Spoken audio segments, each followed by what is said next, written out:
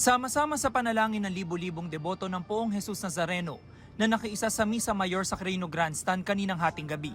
Pinangunahan ng banal na misa ni Bishop Rufino Sescon Jr. ng Dioceses ng Balanga, Bataan. Humalili siya kay Manila Archbishop Jose Cardinal Advincula na kasalukuyang nasa Roma. Sa kanyang homily, pinaalala ni Bishop Sescon na gaya ni Jesus Nazareno ay dapat matuto tayong magkusang bumaba dahil simbolo ito ng pagmamahal. Sa ating bayan ngayon, may mga ayaw bumaba kahit mali na at bistado na. Ayaw bumaba kahit pahirap na sa bayan. Ayaw bumaba kahit nagdurusa na ang mga mahihirap. Ayaw bumaba kahit binabaha na at nasisira na ang bayan.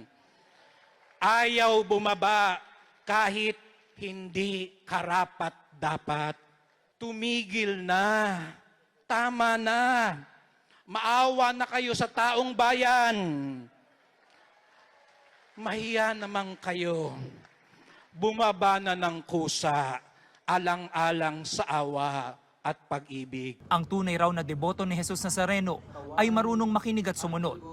Ang namamanata, ang kumakapit at umihila ng lubid, ang mga nagpipingga at pumapasan, ang mga sumasalya at humahalik sa kanyang paanan, ay dapat lalong nakakapakinig sa Diyos. Sa Poong Nazareno, natututunan natin, ang mga bumagsak ay muling makababangon. Ang mga nagkamali ay maaaring maitama. Ang mga nawawala ay maaaring mahanap muli.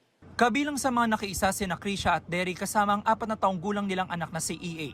Galing silang Caloocan at nag-leave sa trabaho para makadalo sa traslasyon. Every year namin itong ginagawa, mas napapanatag yung pagsasama naming mag-asawa, mas lalong tumatatag yung pagsasama. Since naging kami, 6 years na din kahong nagde-devotion din. Si Derek susubukan daw ulit na makahawak sa lubid na humahatak sa andas. Bahagi na raw ito ng kanyang panata.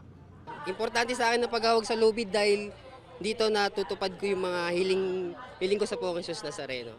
4 na dekada ng deboto ang PWD na si Miriam.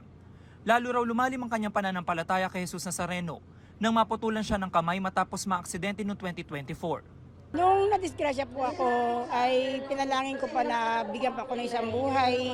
Ito nga po, nabuhay po ako ng ganito. Kaya po, malakas talaga ang pananalig ko sa Diyos, lalo sa Poong Nazareno, na nabuhay, binigyan ako ng pangalawang buhay. Hindi rin alintana ng senior citizen na si Mabel ang dami ng mga tao makita lang ng personal ang imahen. Sa 20 taon niyang pamamanata, marami raw hiling na natupad. Tulad po nung nadisgrasya yung anak ko, talaga pong laki ng tulong ng Nazareno sa amin kasi akala namin wala ng pag-asa pero naoperahan yung anak ko. Yung paniniwala po, yung pananampalataya, yung pagmamahal sa Panginoon. Yun po yun. Magkakaiba man ang pinanggalingan ng trason ng pamamanata, pinagbuklod ng mga deboto ng iisang pananampalataya. Baon nila ang mga himala na ipinagkaloob ng Poong Jesus Nazareno at hindi matatawarang pasasalamat sa Kanya.